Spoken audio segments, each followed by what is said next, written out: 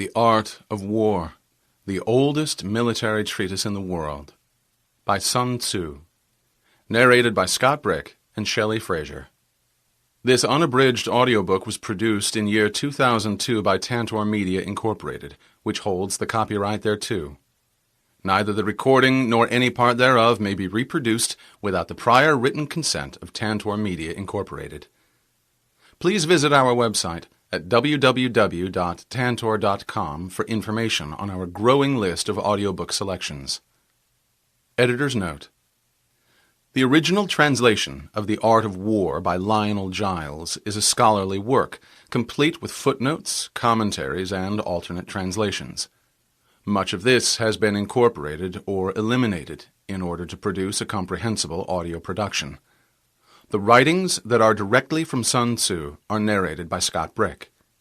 These writings are interlaced by commentaries and short stories from an exceptionally long, distinguished roll of commentators spanning several dynasties. This supportive material is narrated by Shelley Fraser. If you are interested in those extra details, including a comprehensive list of the commentators, please visit our website at www.tantor.com for a link to the original text. Dedication from Lionel Giles. To my brother, Captain Valentine Giles, R.G., in the hope that a work 2,400 years old may yet contain lessons worth consideration by the soldier of today, this translation is affectionately dedicated. Preface. Accustomed as we are to think of China as an emerging nation, we are in some danger of forgetting that her experience of war in all its phases has been such as no modern state can parallel. She had built the Great Wall and was maintaining a huge standing army along her frontier centuries before the first Roman legionary was seen on the Danube. Her ancient military annals stretch back to a point at which they are lost in the mists of time. The most ancient of these is the art of war, attributed to Sun Tzu. But like the arguments as to whether the Odyssey was written by one man and whether Homer ever actually existed, there is some dispute as to the historical existence of General Sun Tzu. What has been established through historical references in the text itself is that the art of war was probably written between 505 and 496 BC. But the first direct reference to Sun Tzu was made nearly 4 centuries later. Therefore, an attempt to reconstruct even the outline of Sun Tzu's life must be based almost wholly on conjecture. He would have lived near the end of the Chinese epoch known as the Spring and Autumn period, 770 to 475 BC. He was born into a military family from the northeastern state of Qi. There, he may have entered the army and gained the honorific title Sun after showing great ability during an attack on the neighboring state of Zhu. When civil war broke out in Qi, Sun Tzu fled south and entered the service of Ho Lu, king of Wu. From his own text, we know that he was appointed general and successfully attacked the Chu 3 times and prepared for battle with Yue. This state of Yue was ultimately able to crush Wu and incorporate its territory into their state, probably after the death of Sun Tzu. There is one detailed story of Sun Tzu the man, and this is how he obtained his position as general, related by the scholar Sima Qian. Sun Tzu Wu was a native of the Qi state. His art of war brought him to the notice of Ho Lu, king of Wu. Ho Lu said to him, "I have carefully perused your 13 chapters. May I submit your theory of managing soldiers to a slight test?" Sun Tzu replied, "You may." Ho Lu asked, "May the test be applied to women?" The answer was again in the affirmative. So arrangements were made to bring 180 ladies out of the palace. Sun Tzu divided them into 2 companies and placed one of the king's favorite concubines at the head of each. He then bade them all take spears in their hands and addressed them thus, "I presume you know the difference between front and back, right hand and left hand?" the girls replied. Yes. Sun Tzu went on. When I say eyes front, you must look straight ahead. When I say left turn, you must face towards your left hand. When I say right turn, you must face towards your right hand. When I say about turn, you must face right round towards your back. Again the girls assented. The words of command having been thus explained, he set up the halberds and battle-axes in order to begin the drill. Then, to the sound of drums, he gave the order, right turn. But the girls only burst out laughing. Sun Tzu said, if words of command are not clear and distinct, if orders are not thoroughly understood, then the general is to blame. So he started drilling them again, and this time gave the order, left turn, whereupon the girls once more burst into fits of laughter. Sun Tzu, if words of command are not clear and distinct, if words are not thoroughly understood, the general is to blame. But if his orders are clear, and the soldiers nevertheless disobey, then it is the fault of their officers. So saying, he ordered the leaders of the 2 companies to be beheaded. Now the king of Wu was watching the scene from the top of a raised pavilion, and when he saw that his favorite concubines were about to be executed, he was greatly alarmed and hurriedly sent down the following message. We are now quite satisfied as to our general's ability to handle troops. If we are bereft of these 2 concubines, our meat and drink will lose their savor. It is our wish that they shall not be beheaded. Sun Tzu replied, having once received His Majesty's commission to be the general of his forces, there are certain commands of His Majesty which, acting in that capacity, I am unable to accept. Accordingly, he had the 2 leaders beheaded, and straightway installed the pair next in order as leaders in their place. When this had been done, the drum was sounded for the drill once more, and the girls went through all the evolutions, turning to the right or to the left, marching ahead or wheeling back, kneeling or standing, with perfect accuracy and precision, not venturing to utter a sound. Then Sun Tzu sent a messenger to the king, saying, Your soldiers, sire, are now properly drilled and disciplined, and ready for your Majesty's inspection. They can be put to any use that their sovereign may desire. Bid them go through fire and water, and they will not disobey. But the king replied, Let our general cease drilling and return to camp. As for us, we have no wish to come down and inspect the troops. Thereupon Sun Tzu said, The king is only fond of words, and cannot translate them into deeds. After that, Ho Lu saw that Sun Tzu was one who knew how to handle an army, and finally appointed him general. In the west he defeated the Chu state, and forced his way into Ying, the capital.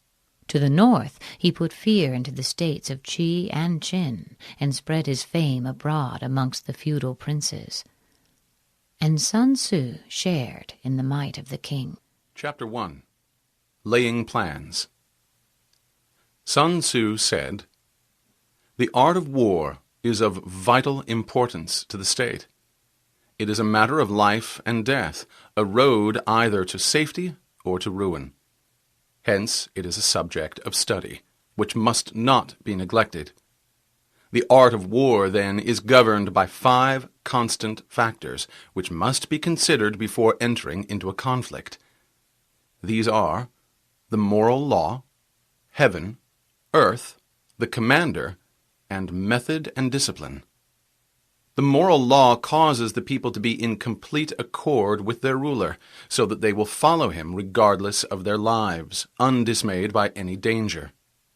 Heaven signifies night and day, cold and heat, times and seasons. Earth comprises distances, great and small, danger and security, open ground and narrow passes, the chances of life and death. The commander stands for the virtues of wisdom, sincerity, benevolence, courage, and strictness. Method and discipline is to be understood the marshalling of the army in its proper subdivisions, the graduations of rank among the officers, the maintenance of roads by which supplies may reach the army, and the control of military expenditure. These 5 criteria should be familiar to every general. He who knows them will be victorious. He who knows them not will fail. Therefore, in your deliberations, when seeking to predict the outcome of a military conflict, let these 7 questions be the basis of your consideration. Which of the 2 sovereigns is imbued with morality? Which of the 2 generals has most ability? With whom lie the advantages derived from heaven and earth? On which side is discipline most rigorously enforced? There is a remarkable story of Sun Tzu, 155 to 220 A.D., who was such a strict disciplinarian that once, in accordance with his own severe regulations against injury to standing crops, he condemned himself to death for having allowed his horse to shy into a field of corn. However, in lieu of losing his head, he was persuaded to satisfy his sense of justice by cutting off his hair. Tzu was quoted, "When you lay down a law, see that it is not disobeyed. If it is disobeyed, the offender must be put to death." Which army is stronger? On which side are officers and men better trained? In which army are both reward and punishment delivered most fairly? By means of these 7 considerations, I can forecast victory or defeat. The general that follows my counsel and acts upon it will conquer. Let such a one be retained in command. The general that does not heed my counsel or fails to act upon it will suffer defeat. Let such a one be dismissed. While taking the profit of my counsel, avail yourself also of any helpful circumstances presenting themselves not covered in these rules, and modify your plans accordingly. All warfare is based on deception. Thus, when able to attack, we must seem unable. When using our forces, we must seem inactive. When we are near, we must make the enemy believe we are far away. When far away, we must make him believe we are near. Hold out bait to entice the enemy. Feign disorder and crush him. If he is secure at all points, be prepared for him. If he is in superior strength, evade him. If your opponent is quick to anger, seek to irritate him. Pretend to be weak, that he may grow arrogant.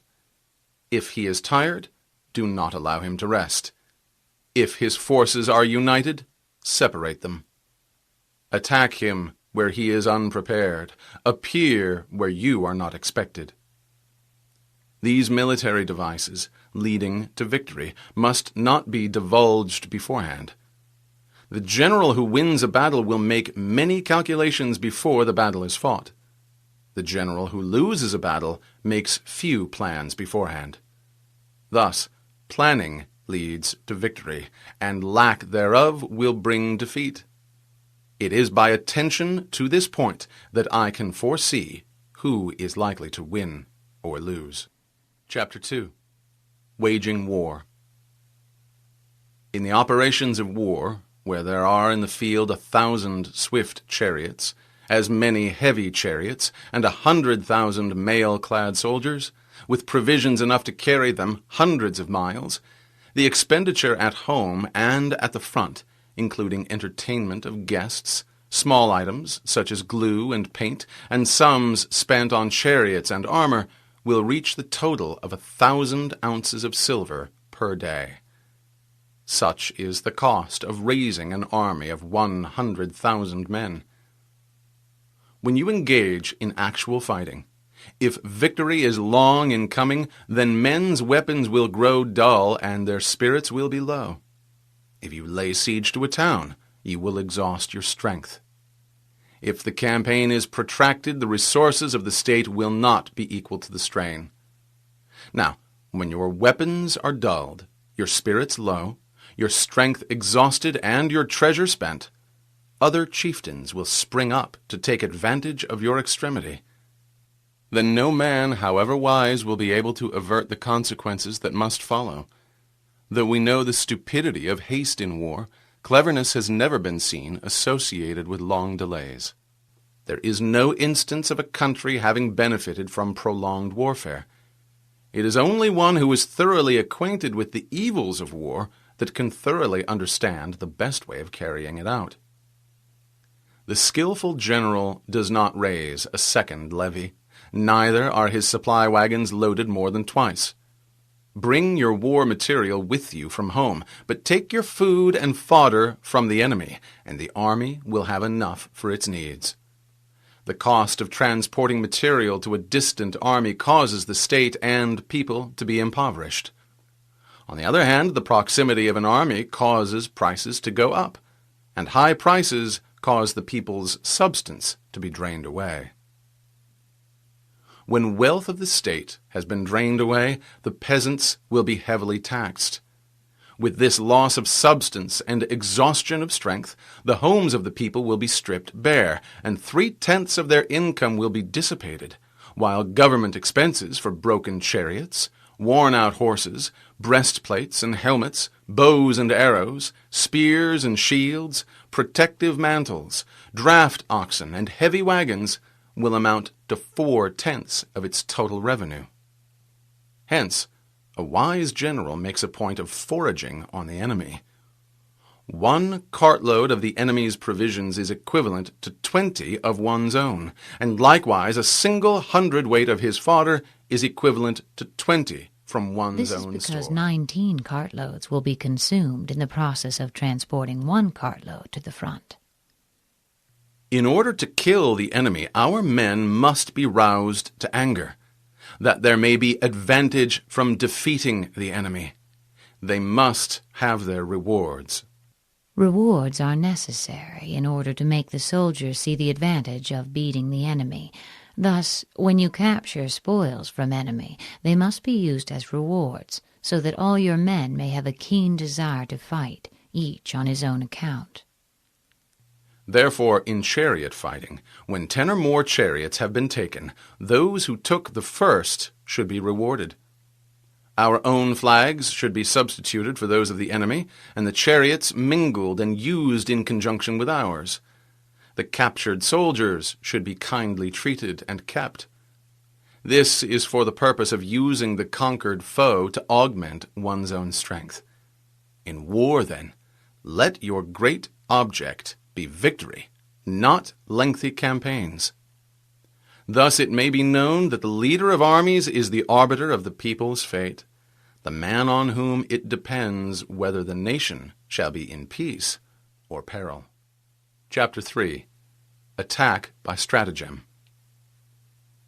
In the practical art of war, the best thing of all is to take the enemy's country whole and intact. To shatter and destroy it is not so good. So, too, it is better to capture an entire army, a regiment, a detachment, or an entire company, rather than to destroy it. Hence, to fight and conquer in all your battles is not supreme excellence. Supreme excellence consists in breaking the enemy's resistance without fighting. The highest form of generalship is to frustrate the enemy's plans. The next best is to prevent the enemy from consolidating his forces. Third best is to attack the enemy's entire army in the field, and the worst policy of all is to besiege walled cities.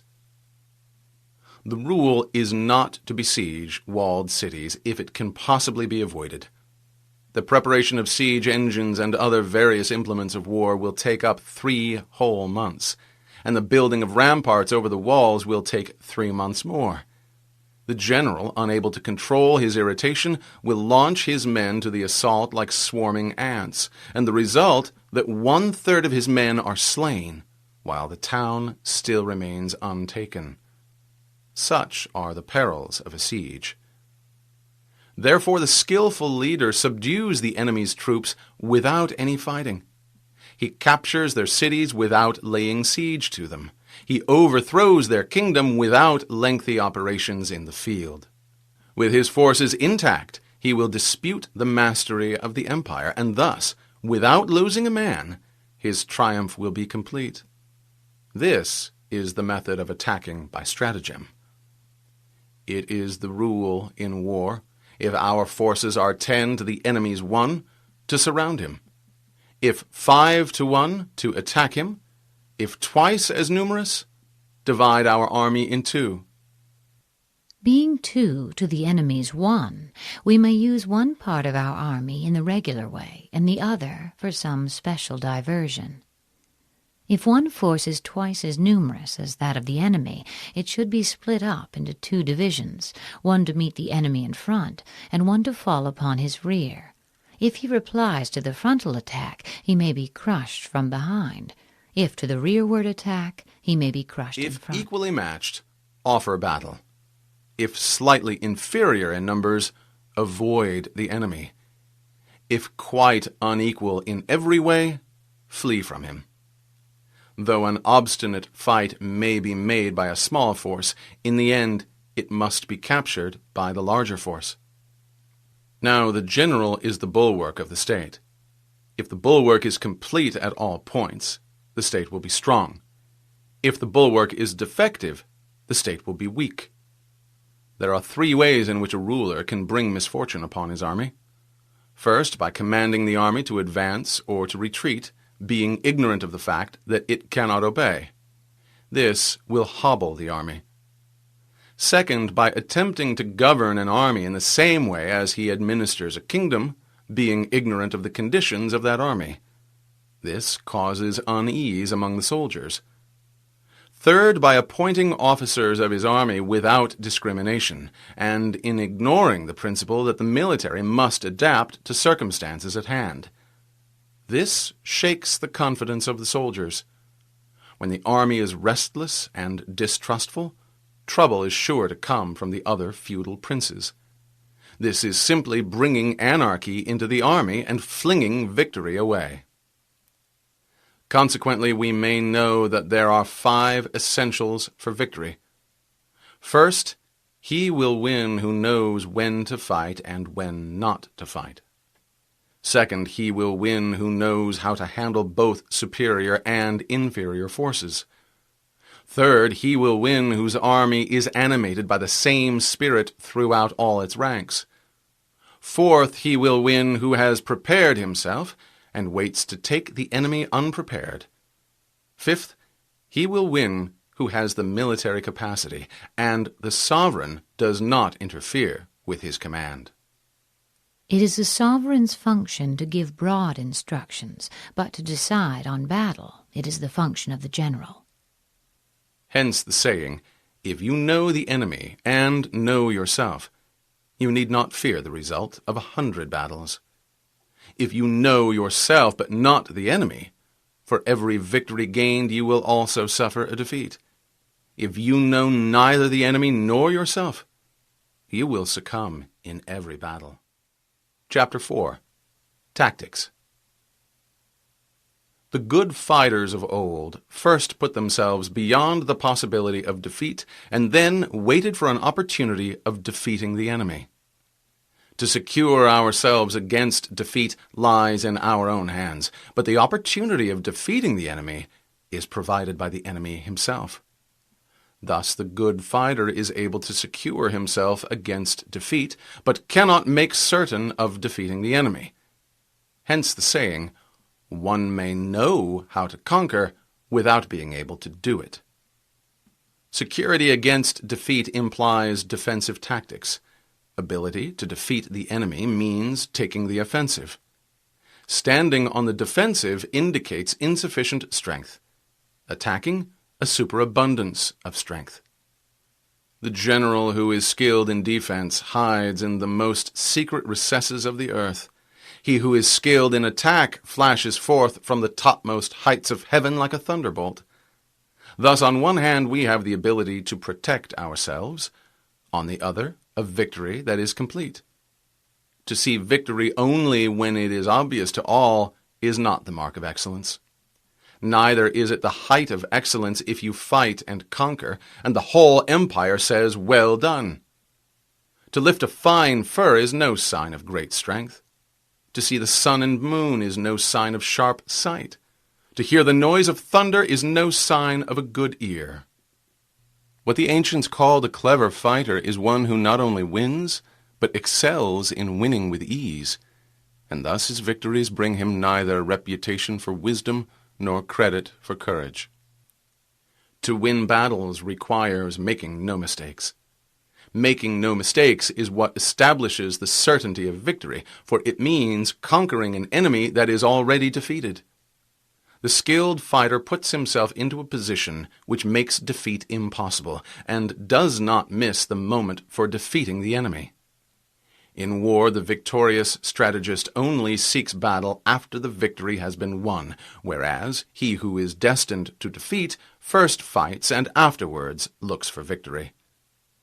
The consummate leader cultivates the moral law and strictly adheres to method and discipline.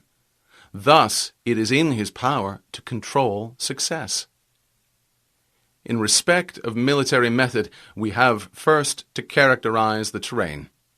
Second, estimate the dimensions of the battlefield. Third, calculate the strength of the enemy. Fourth, weigh the balance of chances. Fifth, plot victory. Characterization relies on the lay of the land.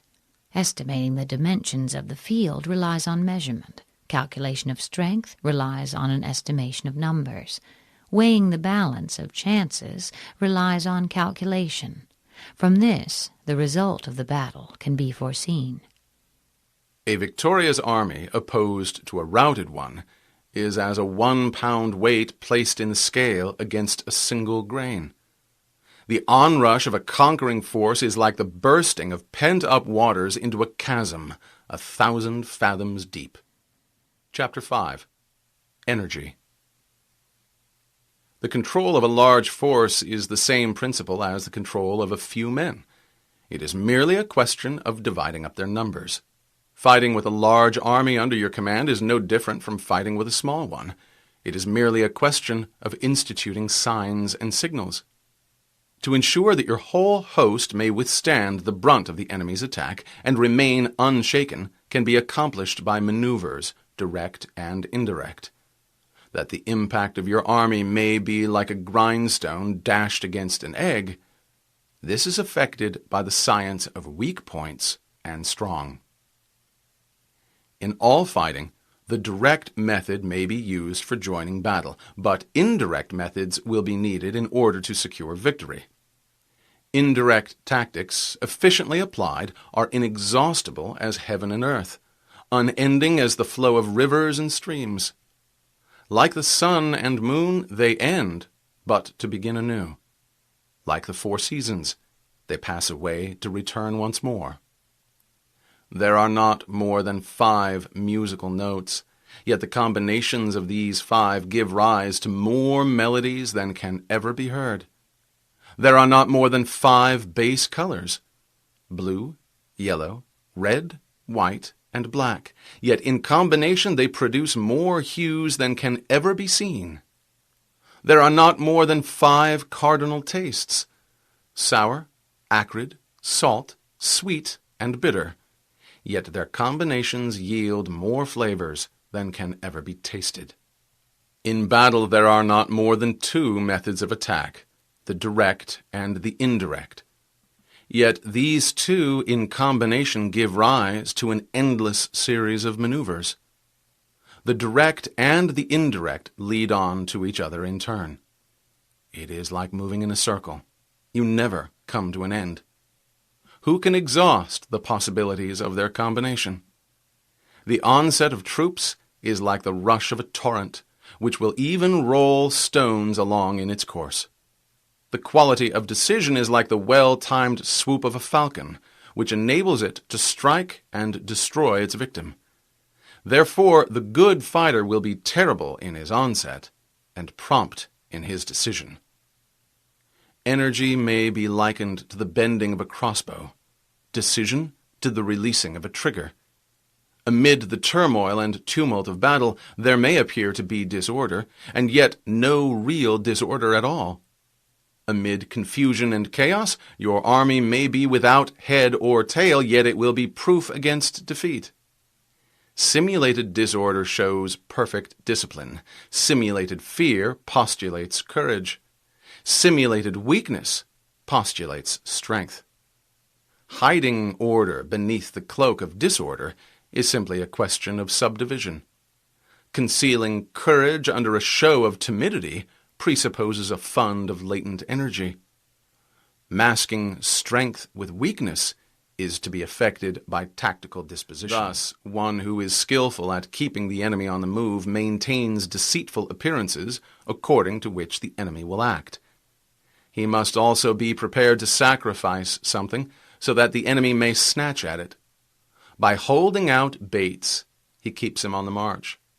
Then, with a body of picked men, he lies in wait for him. Sun Pin, a descendant of Sun Tzu, was a general in the Qi army when they marched against Wei, whose general was Pang Chuan, who happened to be a deadly personal enemy. Sun Pin said, "The Qi state has a reputation for cowardice, and therefore our adversary despises us. Let us turn this circumstance to account."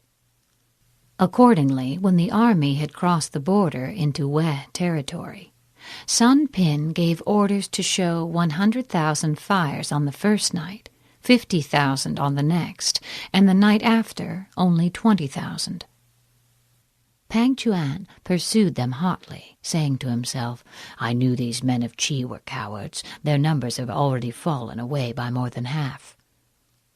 In his retreat, Sun Pin came to a narrow gorge, which he calculated that his pursuers would reach after dark. Here he had a tree stripped of its bark, and inscribed upon it the words, "Under this tree Pang Chuan shall die." Then, as night began to fall, he placed a strong body of archers in ambush nearby, with orders to shoot directly when they saw light. Later on, Pang Chuan arrived at the spot, and noticing the tree, struck a light in order to read what was written on it. His body was immediately riddled by a volley of arrows, and his whole army thrown into confusion.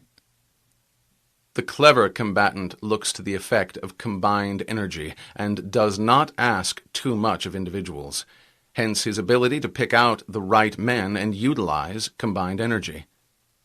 When he utilizes combined energy, his fighting men become like rolling logs or stones. For it is the nature of a log or stone to remain motionless on level ground and to move when on a slope. If four-cornered, to come to a standstill, but if round-shaped, continues to roll down the slope. Thus the energy developed by good fighting men is as the momentum of a round stone rolled down a mountain thousands of feet in height. This is the use of energy. Chapter 6. Strengths and Weaknesses. Whoever is first in the field and awaits the coming of the enemy will be fresh for the fight. Whoever is second in the field and has to hasten to battle will arrive exhausted. Therefore the clever combatant imposes his will on the enemy, but does not allow the enemy's will to be imposed on him. By holding out advantages to him, he can lure the enemy in, to approach of his own accord. Or by inflicting damage, he can make it impossible for the enemy to draw near. If the enemy is taking his ease, harass him. If well supplied with food, starve him out. If quietly encamped, force him to move. Appear at points that the enemy must hasten to defend. March swiftly to places where you are not expected. An army may march great distances without distress, if it marches through country where the enemy is not. You can be sure of succeeding in your attacks if you attack only at places that are undefended. You can ensure the safety of your defense if you only hold positions that cannot be attacked. The skillful general is one who, in attack, the opponent does not know what to defend. And he is skillful in defense when his opponent does not know what to attack. Trust in the divine art of subtlety and secrecy, through which you learn to be invisible, inaudible, and hence you hold the enemy's fate in your hands. You may advance and be absolutely irresistible if you make for the enemy's weak points. You may retire and be safe from pursuit if your movements are more rapid than those of the enemy. If you wish to fight, the enemy can be forced to an engagement, even though he be sheltered behind a high rampart and a deep ditch. All we need do is attack some other place that he will be obliged to relieve.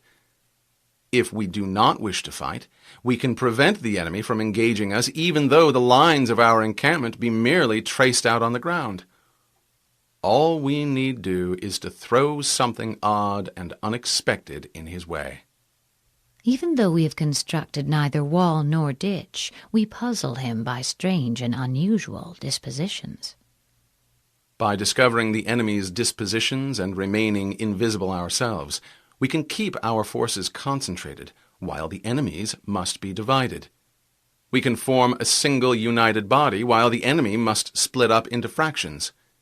Hence there will be a whole pitted against separate parts of a whole, which means that we shall be many to the enemy's few. And if we are able thus to attack an inferior force with a superior one, our opponents will be in dire straits. The spot where we intend to fight must not be made known, for then the enemy will have to prepare against a possible attack at several different points, and his forces being thus distributed in many directions, the numbers we shall have to face at any given point will be proportionately few. For should the enemy strengthen his van, he will weaken his rear. Should he strengthen his rear, he will weaken his van. Should he strengthen his left, he will weaken his right. Should he strengthen his right, he will weaken his left. If he sends reinforcements everywhere, he will everywhere be weak. Numerical weakness comes from having to prepare against possible attacks. Numerical strength comes from compelling our adversary to make these preparations against us. Knowing the place and the time of the coming battle, we may concentrate from the greatest distances, but if neither time nor place be known, then the left wing will be impotent to succor the right equally impotent to succor the left, the van unable to relieve the rear, or the rear to support the van. How much more so if the furthest portions of the army are anything under 30 miles apart, and even the nearest are separated by several miles? Though according to my estimate the soldiers of Yue exceed our own in number, that shall advantage them nothing in the matter of victory. I say then that victory can be achieved. Though the enemy be stronger in numbers, we may prevent him from fighting. Scheme so as to discover his plans and the likelihood of their success. Rouse him, and learn the principle of his activity or inactivity. Force him to reveal himself so as to find out his vulnerable spots. Carefully compare the opposing army with your own, so that you may know where strength is superabundant and where it is deficient. In making tactical dispositions, the highest pitch you can attain is to conceal them. Conceal your dispositions, and you will be safe from the prying of the subtlest spies, from the machinations of the wisest minds. How victory may be produced for them out of the enemy's own tactics, that is what the multitude cannot comprehend. All men can see the tactics whereby I conquer, but what none can see is the strategy out of which victory is evolved. Do not repeat the tactics which have gained you one victory, but let your methods be regulated by the infinite variety of circumstances. Military tactics are like unto water. For water in its natural course runs away from high places and hastens downwards. So in war, the way is to avoid what is strong and to strike at what is weak. Water shapes its course according to the nature of the ground over which it flows. The soldier works out his victory in relation to the foe whom he is facing.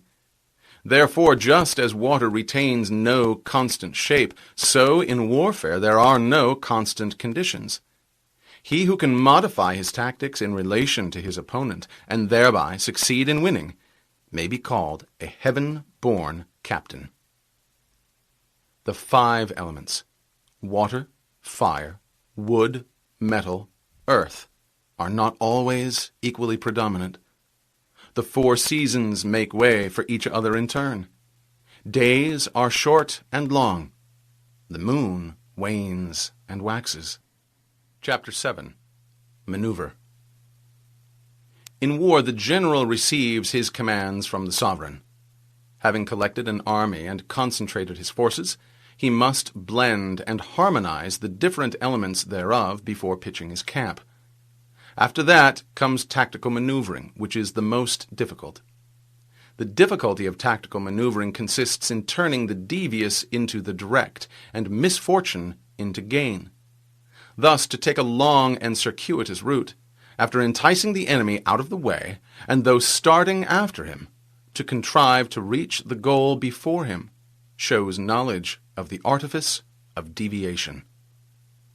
Maneuvering with an army is advantageous. With an undisciplined multitude, most dangerous. If you set a fully equipped army in march in order to seize an advantage, the chances are that you will be too late. On the other hand, detaching a flying column for the purpose requires the sacrifice of its baggage and stores.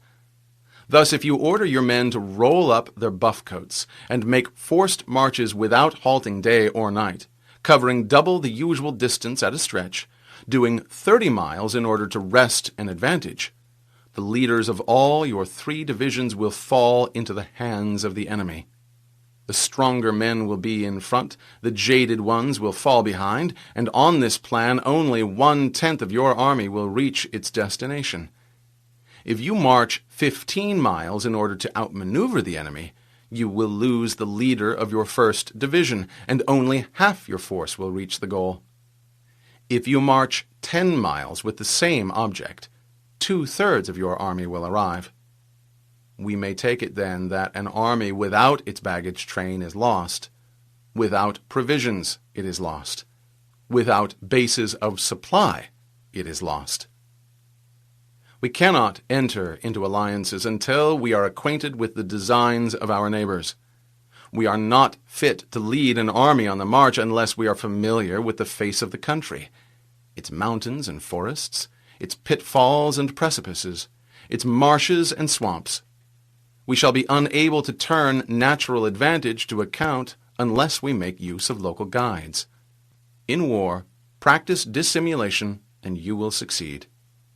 Whether to concentrate or to divide your troops must be determined by circumstances. Let your speed be that of the wind, your compactness that of the forest. In raiding and plundering be like fire, and in defense be as immovable as a mountain. Let your plans be dark and impenetrable as night, and when you move, fall like a thunderbolt. When you plunder the countryside, let the spoil be divided amongst your men. When you capture new territory, cut it up into allotments for the benefit of the soldiery. Ponder and deliberate before you make a move. He will conquer who has learned the art of deviation. This is the art of maneuvering. The Book of Army Management says, "On the field of battle, the spoken word does not carry far enough. Hence the institution of gongs and drums. Nor can ordinary objects be seen clearly enough. Hence the institution of banners and flags. Gongs and drums, banners and flags, are means whereby the ears and eyes of the host may be focused on one particular point. The host, thus forming a single united body, it is impossible for either the brave to advance alone or for the cowardly to retreat alone. This is the art of handling large masses of men." Equally guilty are those who advance against orders and those who retreat against orders. There is a story of Wu Qi, who was fighting against the Qin state. Before the battle had begun, one of his soldiers, a man of matchless daring, sallied forth by himself, captured 2 heads from the enemy, and returned to camp.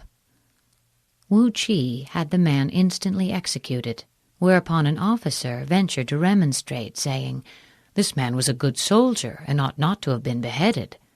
Wu Qi replied, "I fully believe he was a good soldier, but I had him beheaded because he acted without orders." In night fighting, then, make much use of signal fires and drums, and in fighting by day, of flags and banners, as a means of influencing the ears and eyes of your army. An entire enemy army may be robbed of its spirit, and its commander may be robbed of his presence of mind. Now a soldier's spirit is keenest in the morning.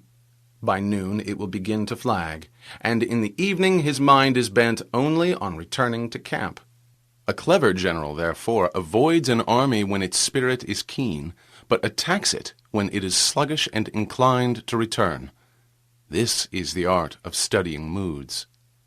Disciplined and calm, to await the appearance of disorder and tumult amongst the enemy. This is the art of retaining self-possession. To be near the goal while the enemy is still far from it. To wait at ease while the enemy is toiling and struggling. To be well fed while the enemy is famished. This is the art of conserving one's strength. To refrain from intercepting an enemy whose banners are in perfect order. To refrain from attacking an army drawn up in calm and confident array. This is the art of studying circumstances. It is a military axiom not to advance uphill against the enemy, nor to oppose him when he comes downhill. Do not pursue an enemy who simulates flight. Do not attack soldiers whose temper is keen. Do not swallow bait offered by the enemy. Do not interfere with an army that is returning home. A man whose heart is set on home will fight to the death against any attempt to bar his way. When you surround an army, leave an outlet free, and do not press a desperate foe too hard. The object is to make him believe that there is a road to safety, and thus prevent his fighting with the courage of despair. After that, you may crush him. This is the art of warfare. Chapter 8. Tactical Variations. In war, the general receives his commands from the sovereign, collects his army, and concentrates his forces. When in difficult country, do not encamp. In country where high roads intersect, join hands with your allies. Do not linger in dangerously isolated positions. In hemmed-in situations, you must resort to stratagem. In desperate position, you must fight.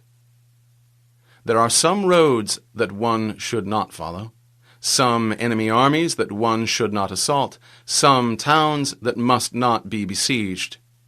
No town should be attacked which, if taken, cannot be held, or if left alone, will not cause any trouble. There are positions that one should not fight for, and some commands from the sovereign that one should not necessarily obey. The general who thoroughly understands the advantages that accompany tactical variations knows how to handle his troops. The general who does not understand these may be well acquainted with the configuration of the country, yet he will not be able to turn his knowledge to practical account. So the student of war who is unversed in the art of varying his plans, even though he is acquainted with seizing advantages, will fail to make the best use of his men. Hence, in the wise leader's plans, considerations of advantage and of disadvantage will be blended together. If our expectation of advantage is to be tempered in this way, we may succeed in accomplishing the essential part of our schemes. If, on the other hand, in the midst of difficulties we are always ready to seize an advantage, we may extricate ourselves from misfortune. If one wishes to extricate himself from a dangerous position, he must consider not only the enemy's ability to injure him, but also his own ability to gain an advantage over the enemy.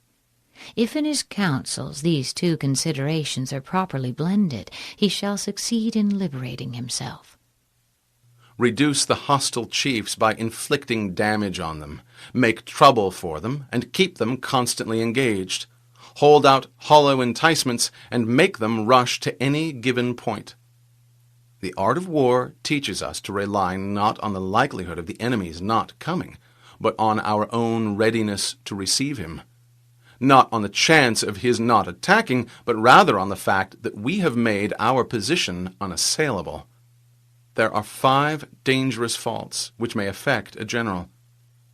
Recklessness, which leads to destruction. Cowardice, which leads to capture. A hasty temper, which can be provoked by insults. A delicacy of honor, which is sensitive to shame. Over-concern for his men, which exposes him to worry and trouble.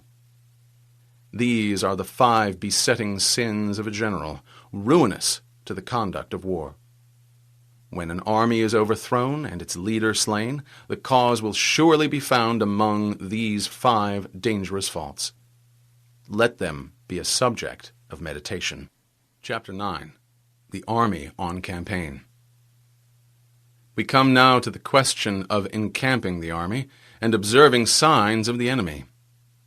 Pass quickly over mountains and keep in the neighborhood of valleys. Camp in high places facing the sun. Do not climb heights in order to fight. This is the art of mountain warfare. After crossing a river, you should move far away from it. When an invading force crosses a river in its onward march, do not advance to meet it in midstream. It will be best to let half the army get across and then deliver your attack. If you are anxious to fight, you should not go to meet the invader near a river which he has to cross. Moor your craft further upriver from the enemy and facing the sun. Do not move upstream to meet the enemy. This is the art of river warfare. This principle is illustrated by the victory of Han Xin at Wei River. The 2 armies were drawn up on opposite sides of the river. In the night, Han Xin ordered his men to take some 10,000 sacks filled with sand and construct a dam higher up. Then, leading half his army across the river, he attacked the enemy, but after a time, pretending to have failed in his attempt, he hastily withdrew to the other bank. The opposing general was much elated by this unlooked-for success, and exclaiming, "I felt sure that Han Xin was really a coward," he pursued him and began crossing the river in his turn. Han Xin sent a party to cut open the sandbags, thus releasing a torrent of water, which swept down and prevented the greater portion of the foe's army from getting across. He then turned upon this force, which had been cut off, and annihilated it, the enemy general himself being amongst the slain. The rest of the army on the further bank scattered and fled in all directions.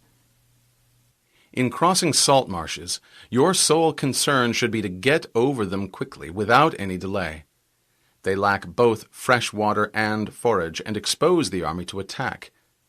If forced to fight in a salt marsh, you should have water and grass near you, and get your back to a clump of trees. This is the art of operating in salt marshes.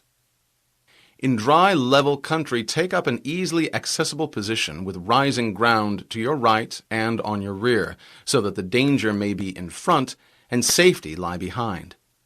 This is how to campaign in flat country. These are the 4 useful branches of military knowledge: fighting in mountains, rivers, marshes, and plains, that enabled the Yellow Emperor to vanquish 4 rival sovereigns.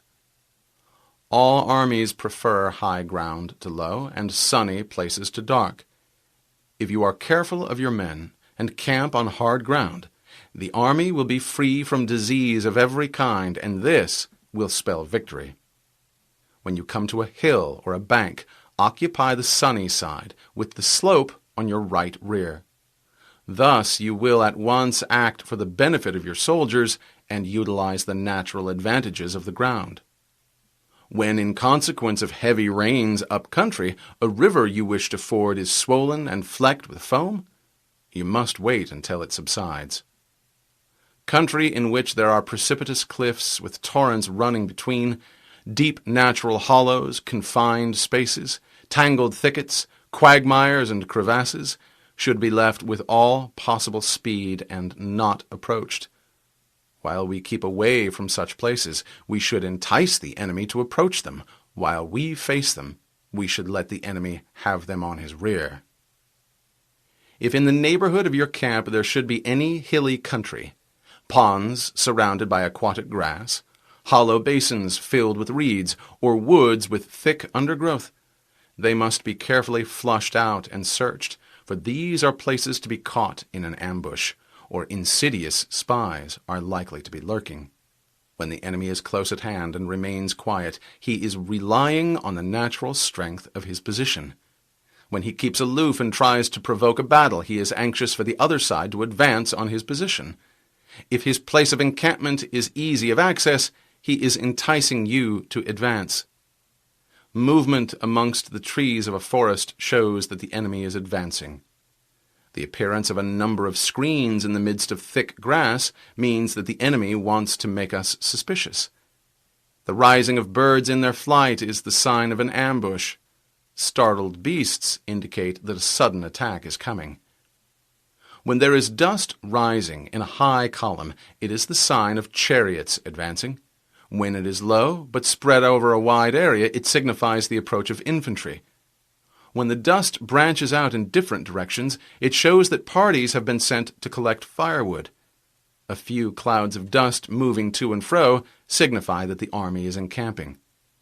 Humble words and increased preparations are signs that the enemy is about to advance. Violent language and driving forward as if to the attack are signs that he will retreat. This point is illustrated by the story of when the army of Yen was besieging the capital city of Qi. The Qi general openly said, "My only fear is that the Yen army may cut off the noses of their Qi prisoners and place them in the front rank to fight against us. That would be the undoing of our city." The other side, being informed of this speech, at once acted on the suggestion. But those within the city were enraged at seeing their fellow countrymen thus mutilated, and fearing only lest they should fall into the enemy's hands, were nerved to defend themselves more obstinately than ever.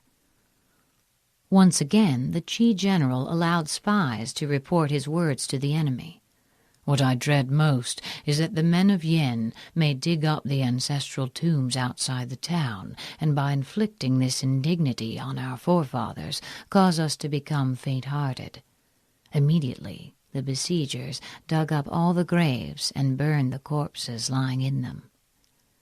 And the defenders, witnessing the outrage from the city walls, wept passionately, and were all eager to go out and fight, their fury being increased tenfold. The Qi general knew then that his soldiers were ready for any enterprise.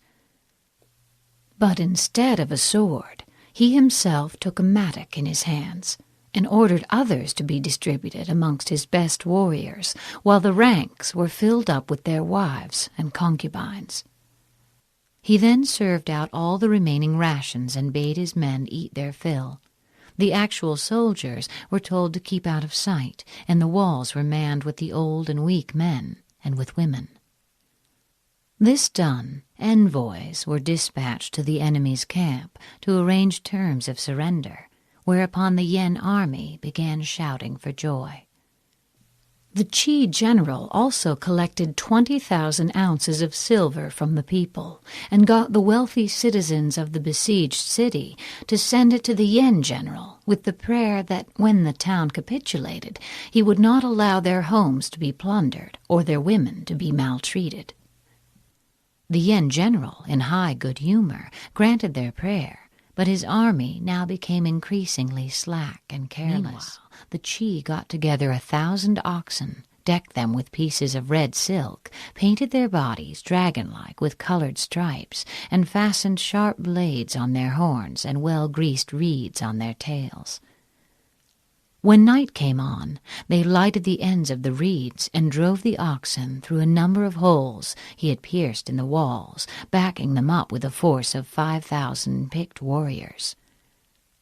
The animals, maddened with pain, dashed furiously into the enemy's camp, where they caused the utmost confusion and dismay, for their tails acted as torches, showing up the hideous patterns on their bodies, and the weapons on their horns killed or wounded any with whom they came into contact. In the meantime, the band of 5,000 had crept up with gags in their mouths, and now threw themselves on the enemy. At the same moment a frightful din arose in the city itself, all those that remained behind making as much noise as possible by banging drums and hammering on bronze vessels, until heaven and earth were convulsed by the uproar. Terror-stricken, the Yen army fled in disorder, hotly pursued by the men of Qi, who succeeded in slaying their general, and the Qi succeeded in the recapture of some 70 cities which had belonged to their state. When the light chariots come out first and take up a position on the wings, it is a sign that the enemy is forming for battle. Peace proposals unaccompanied by oaths and hostages indicate a plot. When there is much running about and the soldiers fall into rank, it means that the critical moment has come. When some are seen advancing and some retreating, it is a lure. When the soldiers stand leaning on their spears, they are faint from want of food. If those who are sent to draw water begin by drinking themselves, the army is suffering from thirst. If the enemy sees an advantage to be gained and makes no effort to secure it, the soldiers are exhausted.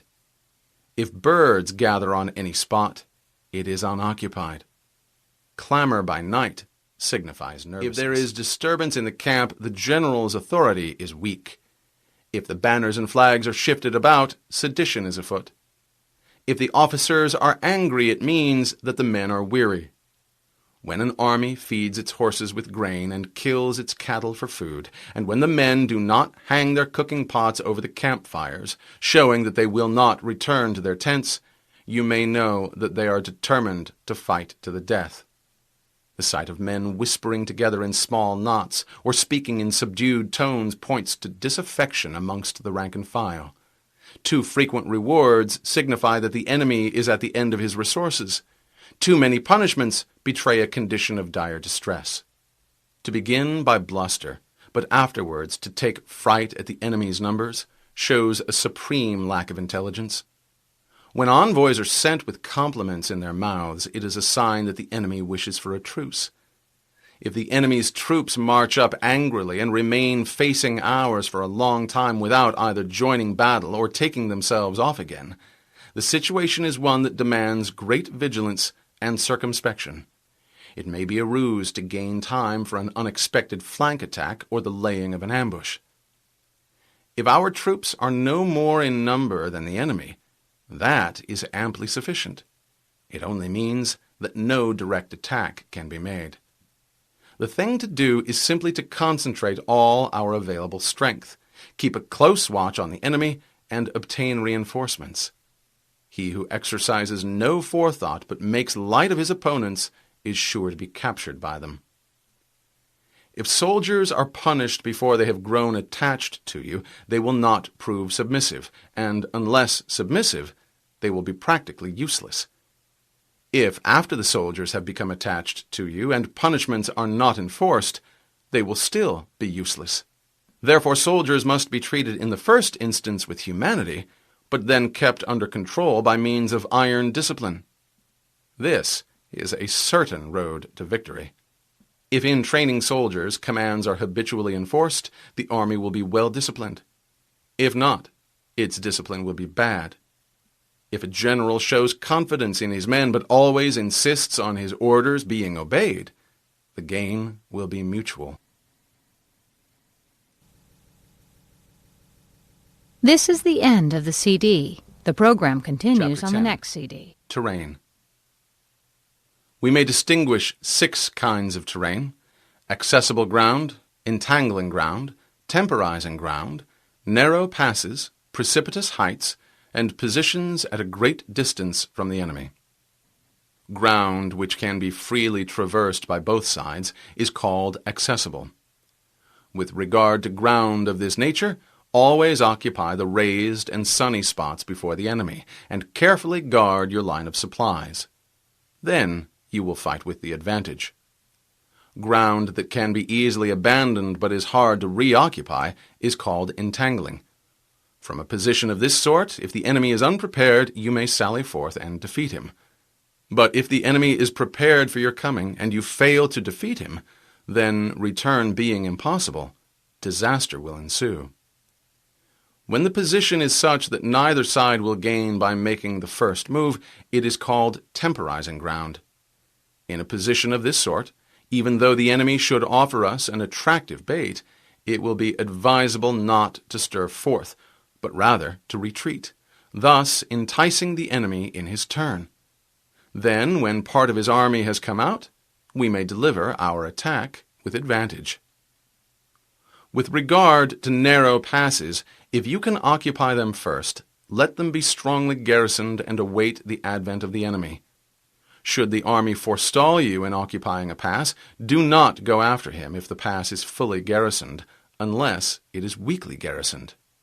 With regard to precipitous heights, if you are beforehand with your adversary, you should occupy the raised and sunny spots, and there wait for him to come up.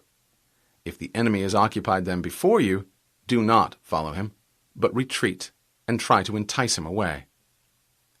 If you are situated at a great distance from the enemy, and the strength of the two armies is equal, it is not easy to provoke a battle, and if you tire your army by a march to his position, fighting will be to your disadvantage. These 6 are the principles connected with earth. The general who has attained a responsible post must be careful to study them. Now an army is exposed to 6 several calamities, not arising from natural causes, but from faults for which the general is responsible. These are flight, insubordination, collapse, ruin, disorganization, and rout. Other conditions being equal, if one force is hurled against another 10 times its size, the result will be the flight. When the common soldiers are too strong and their officers too weak, the result is insubordination. When the officers are too strong and the common soldiers too weak, the result is collapse. When the higher officers are angry and insubordinate, and on meeting the enemy give battle on their own account from a feeling of resentment, before the commander-in-chief can tell whether or not he is in a position to fight, the result is ruin.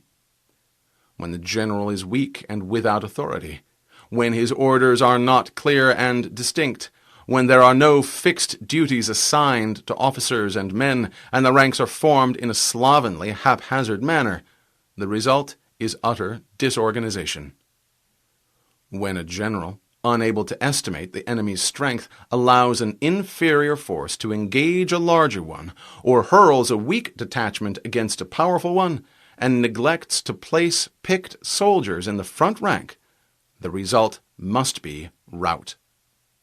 These are 6 ways of courting defeat, which must be carefully noted by the general who has attained a responsible post.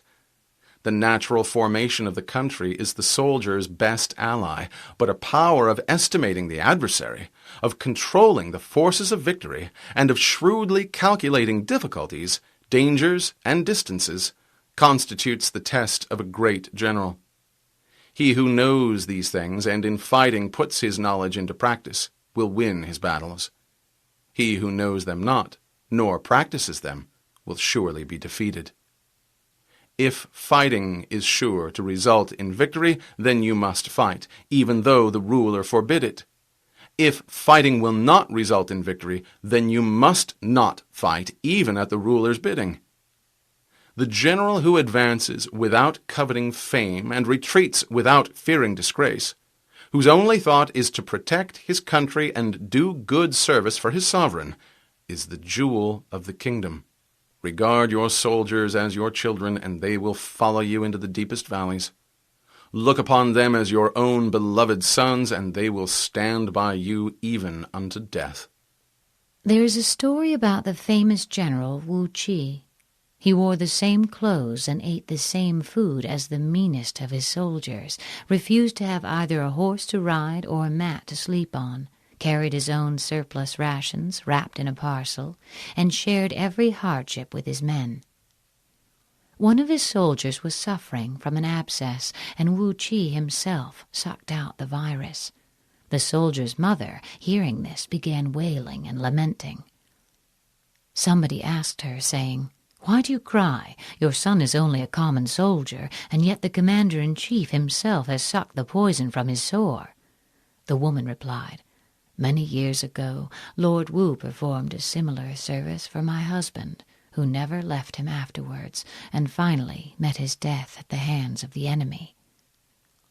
And now that he has done the same for my son, he too will fall fighting, I know not where. If, however, you are indulgent, but unable to make your authority felt, kind-hearted, but unable to enforce your commands, incapable, moreover, of quelling disorder, then your soldiers must be likened to spoiled children.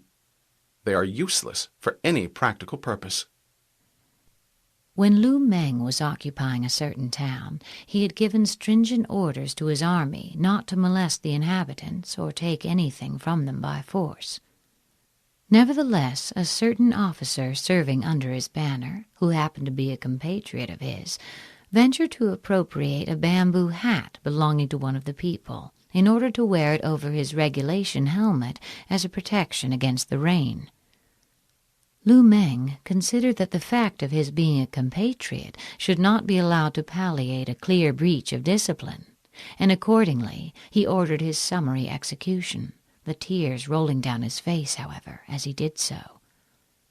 This act of severity filled the army with wholesome awe, and from that time forth even articles dropped in the highway were not picked up.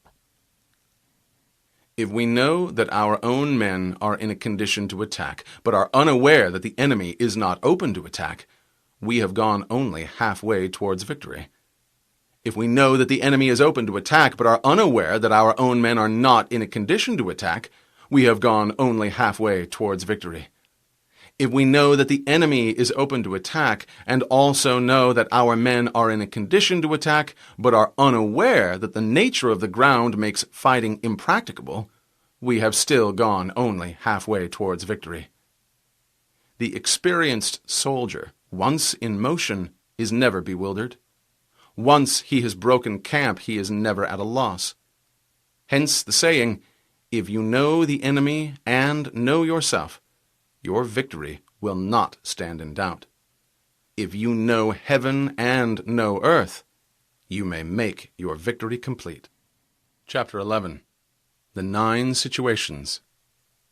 The art of war recognizes 9 varieties of ground: dispersed ground, facile ground, contentious ground, open ground, ground of intersecting highways, serious ground, difficult ground, hemmed-in ground, and desperate ground.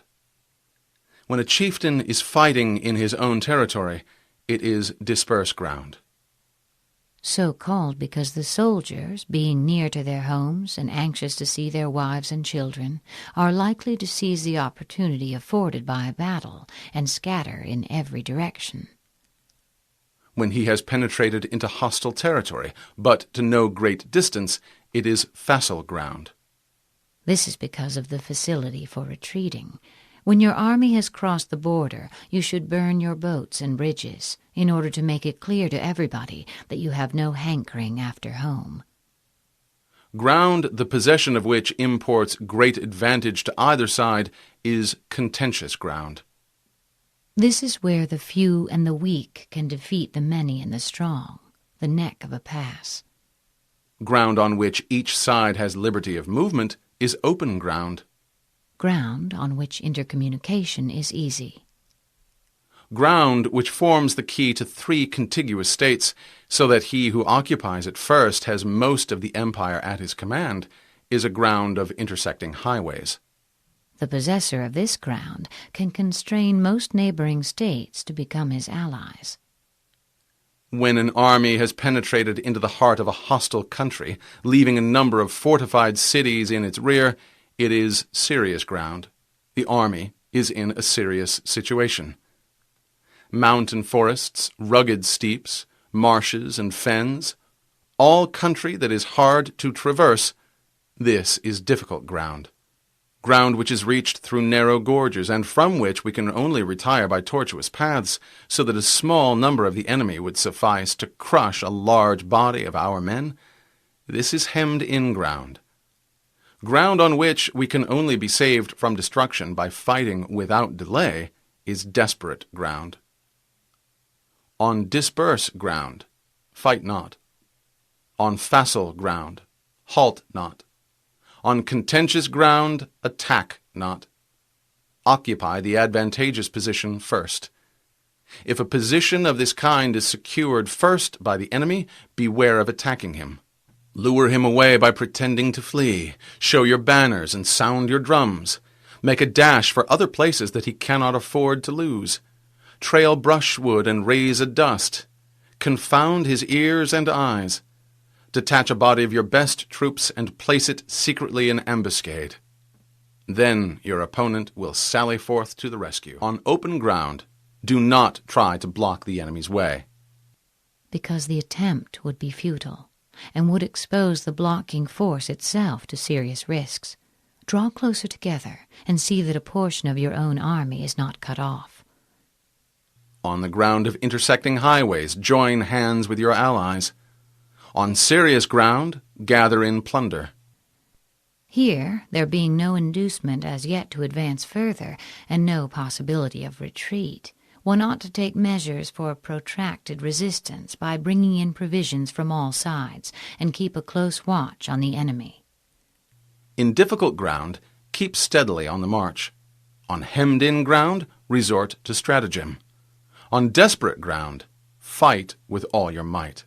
There is a chance of life, whereas death is certain if you cling to your corner. Those who were called skillful leaders of old knew how to drive a wedge between the enemy's front and rear to prevent cooperation between his large and small divisions, to hinder the good troops from rescuing the bad, the officers from rallying their men. When the enemy's men were united, they managed to compel them to disorder. When it was to their advantage, they made a forward move. When otherwise, they would remain where they were.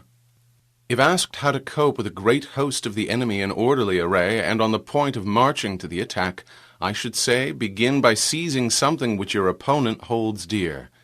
Then he will be amenable to your will. Speed is the essence of war. Take advantage of the enemy's unpreparedness. Make your way by unexpected routes and attack unguarded spots. The following are the principles to be observed by an invading force. The further you penetrate into a country, the greater will be the solidarity of your troops, and thus the defenders will not prevail against you. Make forays in fertile country in order to supply your men with food. Carefully study the well-being of your men, and do not overtax them. Concentrate your energy and hoard your strength. Wang Qian was a famous general whose military genius largely contributed to the success of the first emperor. He had invaded the Chu state, where a universal levy was made to oppose him. But being doubtful of the temper of his troops, he declined all invitations to fight and remained strictly on the defensive. In vain did the Chu general try to force a battle. Day after day, Wang Qian kept inside his walls and would not come out, but devoted his whole time and energy to winning the affection and confidence of his men. He took care that they should be well fed, sharing his own meals with them, provided facilities for bathing, and employed every method of judicious indulgence to weld them into a loyal and homogeneous body. After some time had elapsed, he sent certain persons to find out how the men were amusing themselves. The answer was that they were having contests of weight-throwing and long-jumping. When Wang Qian heard that they were engaged in these athletic pursuits, he knew that their spirits had been strung up to the required pitch, and that they were now ready for fighting. By this time the Chu army, after repeating their challenge again and again, had marched away eastwards in disgust. The Qin general immediately broke up his camp and followed them, and in the battle that ensued they were routed with great slaughter. Shortly afterwards, the whole of Chu was conquered, and the king led into captivity. Keep your enemy continually on the move, and devise unfathomable plans. Let the enemy never know exactly where you are.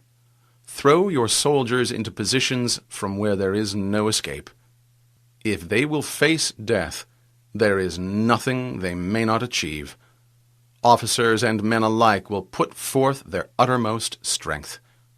If they are in an awkward place together, they will surely exert their united strength to get out of it. Soldiers, when in desperate straits, lose the sense of fear. If there is no place of refuge, they will stand firm. If they are in hostile country, they will show a stubborn front. If there is no help for it, they will fight hard. Thus, without waiting to be marshaled, the soldiers whose fate you hold in your hands, without waiting to be asked, will do your will, without restrictions. They will be faithful, without giving orders. They can be trusted.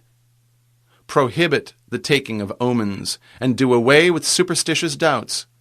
Then, until death itself comes, no calamity need be feared. If one man were to run amok with a sword in the marketplace, and everybody else try to get out of his way, I should not say that this man alone had courage, and that all the rest were contemptible cowards.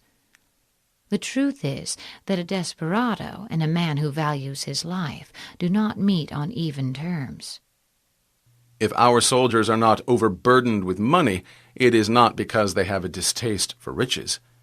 If their lives are not unduly long, it is not because they are disinclined to longevity. Wealth and long life are things for which all men have a natural inclination. Hence, if they burn or fling away valuables and sacrifice their own lives, it is not that they dislike them, but simply that they have no choice. It is for the general to see that temptations to shirk fighting and grow rich are not thrown in their way. On the day they are ordered out to battle, your soldiers may weep, those sitting up, the tears falling on their garments, and those lying down, letting the tears run down their cheeks. Not because they are afraid, but because all have embraced the firm resolution to do or die. Let them once be brought to bay, and they will display the courage of the heroes Chu or Kuei. Chu was a contemporary and compatriot of Sun Tzu, who was employed by the king to assassinate a rival king by whom he was employed. Chu secreted a dagger, which he in the belly of a fish served up at a banquet. He succeeded in his attempt, but was immediately hacked to pieces by the king's bodyguard. This was in 515 B.C. The other, Kuei, performed his exploit 166 years earlier, in 681 B.C. His state had thrice been defeated by Qi, and was just about to conclude a treaty surrendering a large slice of his territory, when Kuei suddenly seized the Duke of Qi as he stood on the altar steps and held a dagger against his chest. None of the Duke's retainers dared to move a muscle, and Kuei proceeded to demand full restitution, declaring his country was being unjustly treated because she was a smaller and a weaker state. The Duke, in peril of his life, was obliged to consent, whereupon Kuei flung away his dagger and quietly resumed his place amid the terrified assemblage without having so much as changed color. As was to be expected, the Duke wanted afterwards to repudiate the bargain, but a wise old counselor pointed out to him the impolicy of breaking his word, and the upshot was that this bold stroke regained for Kuei the whole of what he had lost in 3 pitched battles. The skillful tactician may be likened to a swift snake. Strike at its head, and you will be attacked by its tail. Strike at its tail, and you will be attacked by its head. Strike at its middle, and you will be attacked by head and tail both. Asked if an army can be made to imitate such a snake, I should answer yes. For the men of Wu and the men of Yue are enemies. Yet if they are crossing a river in the same boat and are caught by a storm, they will come to each other's assistance, just as the left hand helps the right. If 2 enemies will help each other in a time of common peril, how much more should 2 parts of the same army, bound together as they are by every tie of interest and fellow feeling? Yet it is notorious that many a campaign has been ruined through lack of cooperation, especially in the case of allied Hence it is armies. not enough to put one's trust in the tethering of horses and the burying of chariot wheels in the ground. The principle on which to manage an army is to set up one standard of courage which all must reach. How to make the best of both strong and weak. That is a question involving the proper use of ground. Less reliable troops, if posted in strong positions, will hold out as long as better troops on more exposed terrain. The advantage of position neutralizes the inferiority in stamina and courage. Thus the skillful general conducts his army just as though he were leading a single man, willy-nilly by the hand. It is the business of a general to be quiet, and thus ensures secrecy, upright and just, and thus maintain order. He must be able to mystify his officers and men by false reports and appearances, and thus keep them in total ignorance. The troops must not be allowed to share your schemes in the beginning. They may only rejoice with you over their happy outcome. Pan Chao took the field with 25,000 men with the object of crushing Yarkand. The king of Yarkand replied by dispatching his chief commander to succor the place with an army totaling 50,000 men. Pan Chao summoned his to a council of war and said, "Our forces are now outnumbered and unable to make head against the enemy. The best plan, then, is for us to separate and disperse, each in a different direction. My deputy will march away by the easterly route, and I will then return myself towards the west. Let us wait until the evening drum has sounded, and then start." Pan Chao now secretly released the prisoners whom he had taken alive, and the king of Yarkand was thus informed of his plans. Much elated by the news, the latter set off at once at the head of 10,000 horsemen to bar Pan Chao's retreat in the west, while another part of his army rode eastward with 8,000 horses in order to intercept the second part of Pan Chao's army. As soon as Pan Chao knew that 2 portions of the enemy's army had gone, he called his divisions together, got them well in hand, and at the break of dawn hurled them against the largest detachment of the Yarkand army as it lay encamped. The barbarians, panic-stricken, fled in confusion and were closely pursued by Pan Chao. Over 5,000 heads were brought back as trophies, besides immense spoils of horses and cattle and valuables of every description. Yarkand then capitulating, and its forces were scattered. From that time forward, Pan Chao's prestige completely overawed the countries By of the altering West. his arrangements and changing his plans, he keeps the enemy without definite knowledge. By shifting his camp and taking circuitous routes, he prevents the enemy from anticipating his purpose. The axiom that war is based on deception does not apply only to your enemy. You must deceive even your own soldiers. Make them follow you, but without letting them know why. At the critical moment, the leader of an army acts like one who has climbed up a height and then kicks away the ladder behind him. He carries his men deep into hostile territory before he shows his hand. He burns his boats and breaks his cooking pots. Like a shepherd driving a flock of sheep, he drives his men this way and that, and nothing knows whither he is going. To muster his host and bring it into danger? This may be termed the business of the general. After mobilization, there should be no delay in aiming a blow at the enemy's heart. Different measures suited to the 9 varieties of ground, the expediency of aggressive or defensive tactics, and the fundamental laws of human nature, these are things that must most certainly be studied. When invading hostile territory, the general principle is that penetrating deeply brings cohesion, penetrating but a short way means dispersion. When you leave your own country behind and take your army across neighborhood territory, you find yourself on critical ground. When there are means of communication on all 4 sides, the ground is one of intersecting highways. When you penetrate deeply into a country, it is serious ground. When you penetrate but a little way, it is facile ground. When you have the enemy's strongholds on your rear and narrow passes in front, it is hemmed-in ground. When there is no place of refuge at all, it is desperate ground. Therefore, It is on dispersive ground you should inspire the men with unity of purpose. On facile ground, see that there is close connection between all parts of the army.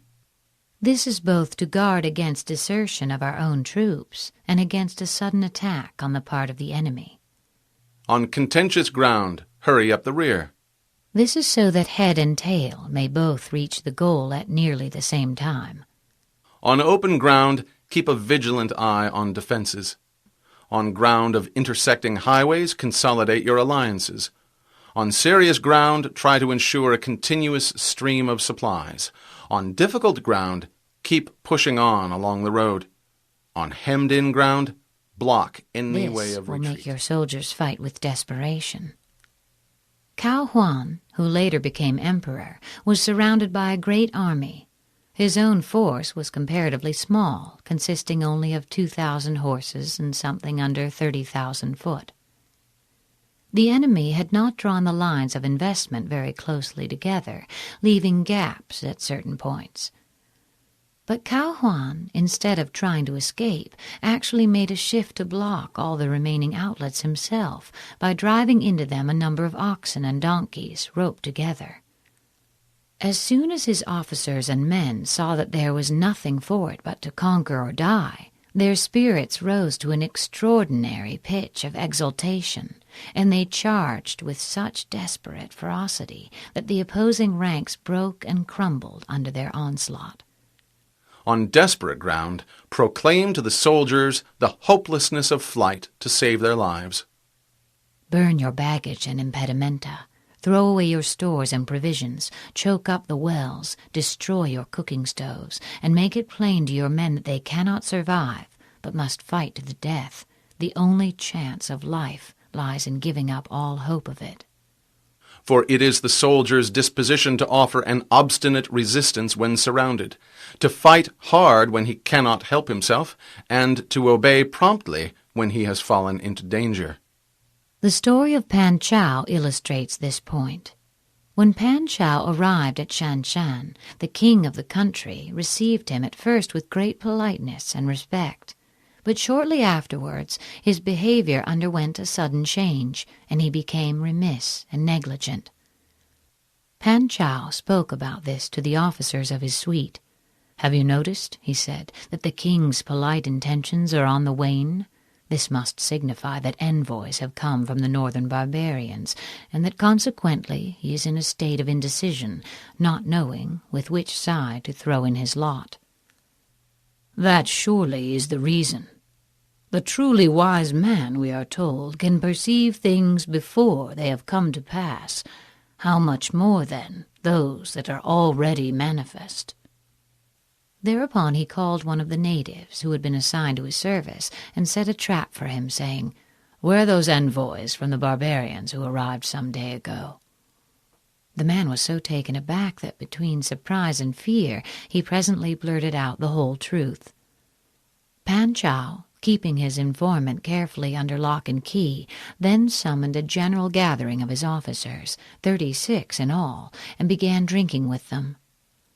When the wine had mounted into their heads a little, he tried to rouse their spirits still further by addressing them thus: "Gentlemen, here we are in the heart of an isolated region, anxious to achieve riches and honor by some great exploit. Now it happens that an ambassador from the barbarians arrived in this kingdom only a few days ago, and the result is that the respectful courtesy extended towards us by our royal host has disappeared. Should this envoy prevail upon him to seize our party and hand us over to the barbarians, our bones will become food for the wolves of the desert. What are we to do?" With one accord, the officers replied, "Standing as we do in peril of our lives, we will follow our commander through life and death." Pan Chao exclaimed, "Never venture, never win. Unless you enter the tiger's lair, you cannot get hold of the tiger's cubs. The only course open to us now is to make an assault by fire on the barbarians under cover of night, when they will not be able to discern our numbers. Profiting by their panic, we shall exterminate them completely. This will cool the king's courage and cover us with glory, besides ensuring the success of our mission." The officers all replied that it would be necessary to discuss the matter first with the commissar. Pan Chao then fell into a passion. "It is today," he cried, "that our fortunes must be decided. The commissar is only a humdrum civilian, who on hearing of our project will certainly be afraid, and everything will be brought to light. An inglorious death is no worthy fate for valiant warriors." All then agreed to do as he wished. Accordingly, as soon as night came on, he and his little band quickly made their way to the barbarian camp. A strong gale was blowing at the time. Pan Chao ordered 10 of the party to take drums and hide behind the enemy's barracks, it being arranged that when they saw flames shoot up, they should begin drumming and yelling with all their might. The rest of his men, armed with bows and crossbows, he posted an ambuscade at the gate of the camp. He then set fire to the place from the windward side, whereupon a deafening noise of drums and shouting arose on the front and rear of the barbarians, who rushed out pell-mell in frantic disorder. Pan Chao slew 3 of them with his own hand, while his companions cut off the heads of the envoy and 30 of his suite. The remainder, more than 100 in all, perished in the flames. On the following day, Pan Chao, divining his thoughts, said with uplifted hand, "Although you did not go with us last night, I should not think, sir, of taking sole credit for our exploit." This satisfied Pan Chao, having sent for the king of Shanshan, showed him the head of the barbarian envoy. The whole kingdom was seized with fear and trembling, which Pan Chao took steps to allay by issuing a public proclamation. Then, taking the king's sons as hostage, he returned to make his report to his emperor. "We cannot enter into alliance with neighboring princes until we are acquainted with their designs. We are not fit to lead an army on the march unless we are familiar with the face of the country, its mountains and forests, its pitfalls and precipices, its marshes and swamps. We shall be unable to turn natural advantages to account unless we make use of local guides. To ignore any one of the following 4 or 5 principles does not befit a warlike prince. When a warlike prince attacks a powerful state, his generalship shows itself in preventing the concentration of the enemy's forces. He overawes his opponents, and their allies are prevented from joining against him. Hence he does not strive to ally himself with all and sundry, nor does he foster the power of other states. He carries out his own secret designs, keeping his antagonists in awe. He can afford to reject entangling alliances and simply pursue his own secret designs. His prestige enables him to dispense with external friendships. Thus he is able to capture their cities and overthrow their kingdoms. Bestow rewards without regard to rule, issue orders without regard to previous arrangements, and you will be able to handle a whole army as though you had to do with but a single man. Give instructions only on sighting the enemy. Give rewards when you see deserving deeds. The final instructions you give to your army should not correspond with those that have been previously posted up. Not only is there danger in letting your plans be known, but war often necessitates the entire reversal of them at the last moment. Confront your soldiers with the deed itself. Never let them know your design. When the outlook is bright, bring it before their eyes, but tell them nothing when the situation is gloomy. Place your army in deadly peril, and it will survive. Plunge it into desperate straits, and it will come off in safety. These words of Sun Tzu were once quoted by Han Xin in explanation of the tactics he employed in one of his most brilliant battles. He was sent against the army of Chao and halted 10 miles from the mouth of a narrow pass where the enemy had mustered in full force. Here, at midnight, he detached a body of 2,000 light cavalry, every man of which was furnished with a red flag.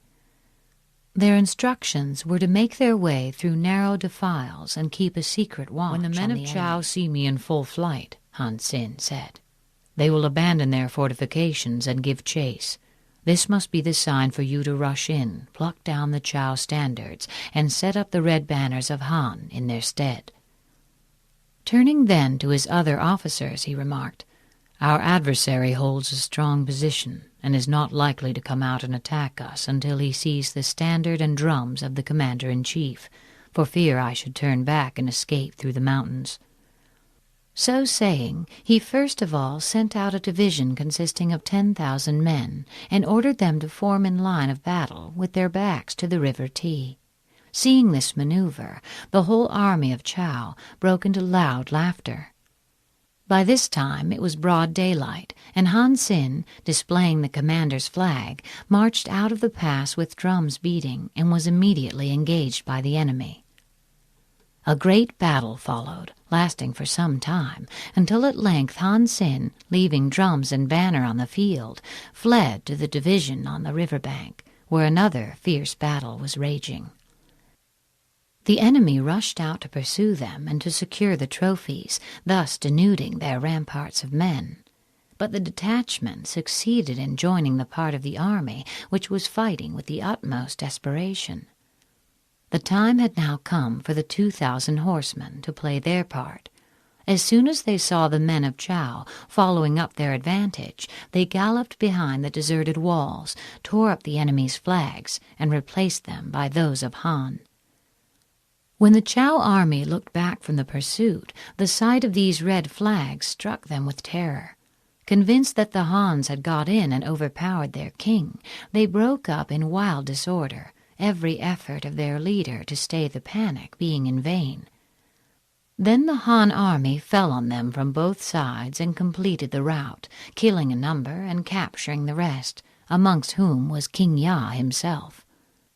After the battle, some of Han Xin's officers came to him and said, "In the art of war, we are told to have a hill or tumulus on the right rear, and a river or marsh on the left front. You, on the contrary, ordered us to draw up our troops with the river at our back. Under these conditions, how did you manage to gain the victory?" The general replied, "I fear you gentlemen have not studied the art of war with sufficient care. Is it not written there? Plunge your army into desperate straits, and it will come off in safety. Place it in deadly peril, and it will survive. Had I taken the usual course, I should never have been able to bring my colleague round.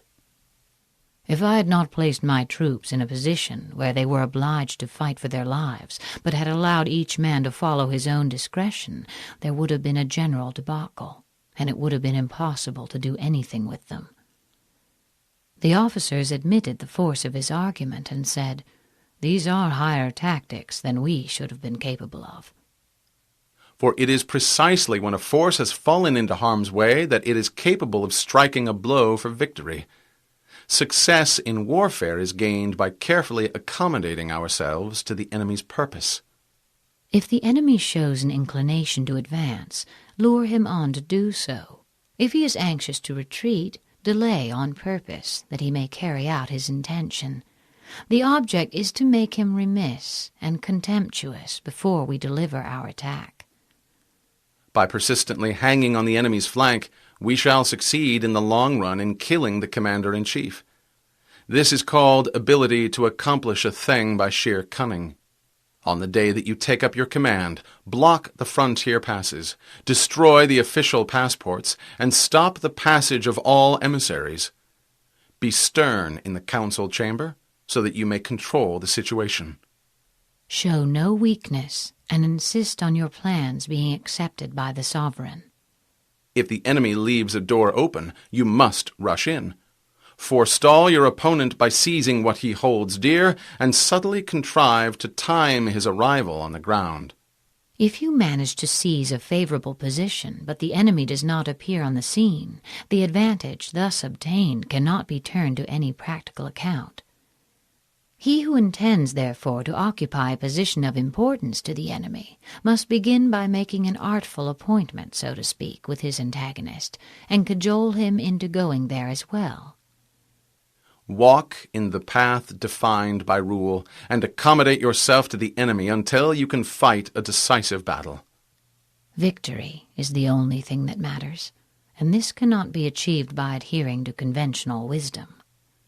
At first, then, exhibit the coyness of a maiden until the enemy gives you an opening. Afterwards, let your speed be that of a running hare, and it will be too late for the enemy to oppose you. Chapter 12. Attack by Fire. There are 5 ways of attacking with fire. The first is to burn soldiers in their camp. The second is to burn stores. The third is to burn baggage trains. The fourth is to burn arsenals and magazines. The fifth is to hurl dropping fire amongst the enemy. The method by which this may be done is to set the tips of arrows alight by dipping them into a brazier, and then shoot them from powerful crossbows into the enemy's lines. In order to carry out an attack, we must have means available. The material for raising fire should always be kept in readiness. There is a proper season for making attacks with fire, and special days for starting a conflagration. The proper season is when the weather is very dry. The special days are those when the moon is in the constellations of the sieve, the wall, the wing, or the crossbar, for these 4 are all days of rising wind. In attacking with fire, one should be prepared to meet 5 possible developments. First, when fire breaks out inside the enemy's camp, respond at once with an attack from without. Second, if there is an outbreak of fire, but the enemy's soldiers remain quiet, bide your time and do not attack. Third, when the force of the flames has reached its height, follow it up with an attack, if that is practicable. If not, stay where you are. Fourth, if it is possible to make an assault with fire from without, do not wait for it to break out within, but deliver your attack at a favorable moment. Fifth, when you start a fire, be to windward of it. Do not attack from the leeward. The prime object of attacking with fire is to throw the enemy into confusion. If this effect is not produced, it means that the enemy is ready to receive us, hence the necessity for caution. If you see a possible way, advance, but if you find the difficulties too great, retire. If the enemy is settled in a waste place littered with quantities of grass, or if he has pitched his camp in a position which can be burnt out, we must carry our fire against him at any seasonable opportunity, and not await on in hopes of an outbreak occurring within, for fear our opponents should themselves burn up the surrounding vegetation, and thus render our own attempts fruitless. If the wind is in the east, begin burning to the east of the enemy, and follow up the attack yourself from that side. If you start the fire on the east side and then attack from the west, you will suffer in the same way as your enemy. Once a general of the Yellow Turban rebels was badly defeated through his neglect of this simple precaution. At the head of a large army, he was besieging a town held by Huang Fu Sung.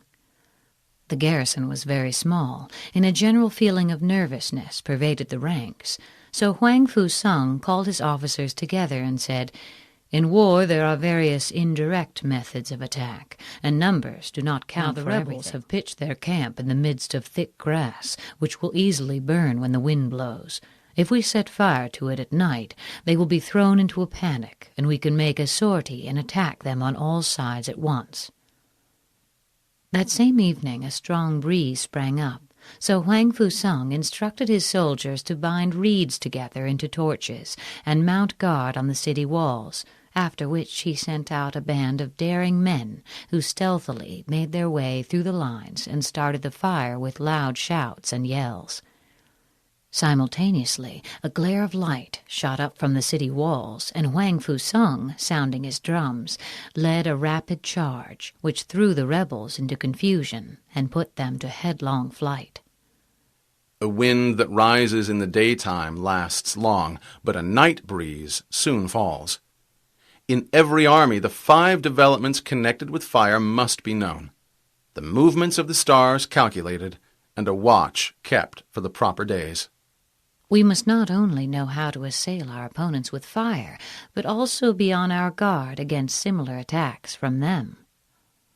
Hence, those who use fire as an aid to the attack show intelligence. Those who use water as an aid to the attack gain an accession of strength. By means of water, an enemy may be intercepted, but not robbed of all his belongings. Unhappy is the fate of one who tries to win his battles and succeed in his attacks without cultivating the spirit of enterprise, for the result is waste of time and general stagnation. Those who want to make sure of succeeding in their battles and assaults must seize the favorable moments when they come, and not shrink on occasion from heroic measures. That is to say, they must resort to such means of attack as fire, water, and the like. What they must not do, and what will prove fatal, is to sit still and simply hold to the advantages they have got. Hence the saying, "The enlightened ruler lays his plans well ahead. The good general cultivates his resources." Move not unless you see an advantage. Use not your troops unless there is something to be gained. Fight not unless the position is critical. No ruler should put troops into the field merely to gratify his own ego, and no general should fight a battle simply out of spite. If it is to your advantage, make a forward move. If not, stay where you are. Anger may in time change to gladness.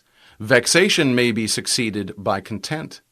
But a kingdom that has once been destroyed can never come again into being, nor can the dead ever be brought back to life. Hence the enlightened ruler is heedful, and the good general full of caution. This is the way to keep a country at peace and an army intact. Chapter 13. Use of Spies. You know that raising a host of 100,000 men and marching them great distances entails heavy loss on the people and a drain on the resources of the state. The daily expenditure will amount to 1,000 ounces of silver. There will be commotion at home and abroad, and men will drop down exhausted on the highways. As many as 700,000 families will be impeded in their labor. Hostile armies may face each other for years, striving for the victory which is decided in a single day. This being so, to remain in ignorance of the enemy's condition simply because one grudges the outlay of 100 ounces of silver in honors and rewards is the height of inhumanity. One who acts thus is no leader of men, no present help to his sovereign, no master of victory. Thus, what enables the wise sovereign and the good general to strike and conquer and achieve things beyond the reach of ordinary men is foreknowledge. Now this foreknowledge cannot be elicited from spirits. It cannot be obtained inductively from experience, nor by any deductive calculation. Knowledge of the enemy's dispositions can only be obtained from other men, hence the use of spies, of whom there are 5 classes: local spies, inward spies, converted spies, doomed spies, and surviving spies. When these 5 kinds of spy are all at work, none can discover the secret system. This is called divine manipulation of the threads. It is the sovereign's most precious faculty. Having local spies means employing the services of the inhabitants of a district. In the enemy's country, win people over by kind treatment and use them as spies. Having inward spies is making use of officials of the enemy. Worthy men who have been degraded from office, criminals who have undergone punishment, also favorite concubines who are greedy for gold, men who are aggrieved at being in subordinate positions, or who have been passed over in the distribution of posts, others who are anxious that their side should be defeated in order that they may have a chance of displaying their ability and talents, fickle turncoats who always want to have a foot in each boat. Officials of these several kinds should be secretly approached and bound to one's interests by means of rich presents. In this way you will be able to find out the state of affairs in the enemy's country ascertain the plans that are being formed against you, and moreover disturb the harmony and create a breach between the sovereign and his ministers. The necessity for extreme caution, however, in dealing with inward spies appears from a historical story of a General Lo Shang who besieged a city held by the rebel Li Xiong. After each side had experienced a number of victories and defeats, Li Xiong had recourse to the services of a spy. He began the ruse by having the unfortunate man whipped until the blood came, and then sent him off to Lo Shang, whom he was to delude by offering to cooperate with him from inside the city, and to give a fire signal at the right moment for making a general assault. Lo Shang, confiding in these promises and reassured by the man's harsh treatment at the hands of Li Xiong, marched out all his best troops with orders to attack at the spy's bidding. Meanwhile, Li Xiong's general had prepared an ambush on their line of march, and the spy, having reared long scaling ladders against the city walls, now lighted the beacon fire. Lo Shang's men raced up on seeing the signal and began climbing the ladders as fast as they could, while others were drawn up by ropes lowered from above. More than 100 of Lo Shang's soldiers entered the city in this way, every one of whom was forthwith beheaded. Li Xiong then charged with all his forces both inside and outside the city, and routed the enemy completely. Having converted spies means getting hold of the enemy's spies and using them for our own purposes. By means of heavy bribes and liberal promises, detaching them from the enemy's service, and inducing them to carry back false information, as well as to spy in turn on their own countrymen. The use of converted spies is shown by the story of Lien Po, who was conducting a defensive campaign against Qin. The king strongly disapproved of Lien Po's cautious and dilatory methods, which had been unable to avert a series of minor disasters, and therefore lent a ready ear to the reports of his spies, who had secretly gone over to the enemy and were already in their pay. They said, "The only thing which causes Qin anxiety is lest Chao Kuo should be made general. Lien Po they consider an easy opponent who is sure to be vanquished in the long run." Now Chao Kuo was a son of a famous general. From his boyhood he had been wholly engrossed in the study of war and military matters, until at last he came to believe that there was no commander in the whole empire who could stand against him. His father was much disquieted by this overweening conceit and the flippancy with which he spoke of such a serious thing as war, and solemnly declared that if ever Chao Kuo was appointed general, he would bring ruin on any armies under his command. This was the man who, in spite of earnest protests from his own mother and the veteran statesman, was now sent by the king to succeed Lien Po. Needless to say, he proved no match for the redoubtable Qin general and the great military power at his disposal. He fell into a trap by which his army was divided into two and his communications cut. After a desperate resistance lasting 46 days, during which the famished soldiers devoured one another, Chao Kuo was killed by an arrow, and his whole force, amounting to 400,000 men, ruthlessly put to the sword. Having doomed spies means doing certain things openly for purposes of deception, and allowing our spies to know of them and report them to the enemy. We ostentatiously do things calculated to deceive our own spies, who must be led to believe that they have been unwittingly disclosed. Then, when these spies are captured in the enemy's lines, they will make an entirely false report, and the enemy will take measures accordingly, only to find that we do something quite different. The spies will thereupon be put to death. Surviving spies, finally, are those who bring back news from the enemy's camp. This is the ordinary class of spies, properly so called, forming a regular part of the army. Your surviving spy must be a man of keen intellect, though in outward appearance a fool, of shabby exterior, but with a will of iron. He must be active, robust, endowed with physical strength and courage, thoroughly accustomed to all sorts of dirty work, able to endure hunger and cold, and to put up with shame and ignominy.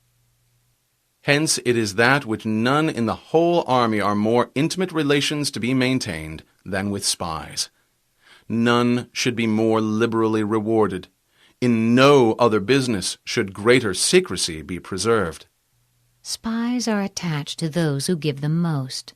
He who pays them ill is never served. They should never be known to anybody, nor should they know one another. When they propose any important undertaking, secure their persons, or have in your possession their wives and children as hostages, to ensure their fidelity. Never communicate anything to them but what is absolutely necessary that they should know. Spies cannot be usefully employed without a certain intuitive sagacity.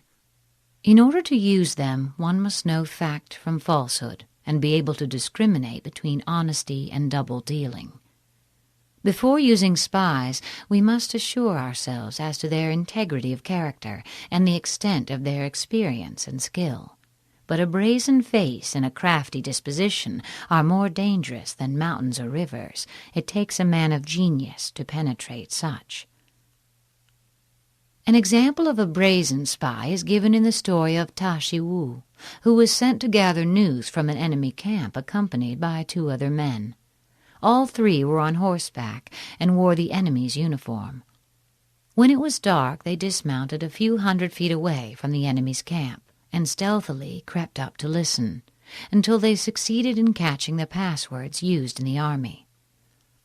Then they got on their horse again and boldly passed through the camp under the guise of night watchmen, and more than once, happening to come across a soldier who was committing some breach of discipline, they actually stopped to give the culprit a sound cudgeling. Thus they managed to return with the fullest possible information about the enemy's dispositions, and received warm commendation from the emperor, who in consequence of their report was able to inflict a severe defeat on his adversary. Spies cannot be properly managed without benevolence and straightforwardness. Without subtle ingenuity of mind, one cannot make certain of the truth of their reports. When you have attracted them by substantial offers, you must treat them with absolute sincerity. Then they will work for you with all their might, but be on your guard against the possibility of spies going over to the service of the enemy. Be subtle. Be subtle and use your spies for every kind of business. But if a spy divulges a secret piece of news before the time is ripe, he must be put to death, together with the man to whom the secret was told. Whether the object be to crush an army, to storm a city, or to assassinate an individual, it is always necessary to begin by finding out the names of the attendants, the aides-de-camp, doorkeepers, and sentries of the general in command. Our spies must be commissioned to ascertain these. The enemy's spies who have come to spy on us must be sought out, tempted with bribes, and led away to be comfortably housed. Thus they will become converted spies and available for our service. It is through the information brought by the converted spy that we are able to acquire and employ local and inward spies. We must tempt the converted spy into our service, because it is he that knows which of the local inhabitants are greedy of gain, and which of the officials are open to corruption. It is owing to the converted spy's information, again, that we can cause the doomed spy to carry false tidings to the enemy. The converted spy knows how the enemy can best be deceived. Lastly, it is by the information of the converted spy that the surviving spy can be used on appointed occasions. The end and aim of spying in all its 5 varieties is knowledge of the enemy, and this knowledge can only be derived in the first instance from the converted spy. He not only brings information himself, but makes it possible to use the other kinds of spy to advantage. Hence, it is essential that the converted spy be treated with the utmost liberality. Of old, the rise of the Yin dynasty was due to the spy Ai Chi, who had served under the Xia. Likewise, the rise of the Shou dynasty was due to the spy Lu Ya, who had served under the Yin. Hence it is only the enlightened ruler and the wise general who will use the highest intelligence of the army for purposes of spying, and thereby they achieve great results. Just as water, which carries a boat from bank to bank, may also be the means of sinking it, so reliance on spies, while production of great results, is ofttimes the cause of utter destruction. Spies are a most important element in war, because on them depends an army's ability to move. An army without spies is like a man without ears or eyes. This concludes The Art of War by Sun Tzu. Please visit our website, www.tantor.com, for our growing library of inspiring, unabridged classics by renowned authors. We also welcome you to sample all our titles, listen to author biographies, and take advantage of special offers at www.tantor.com. Or call toll-free 877-7-TANTOR to request a catalog.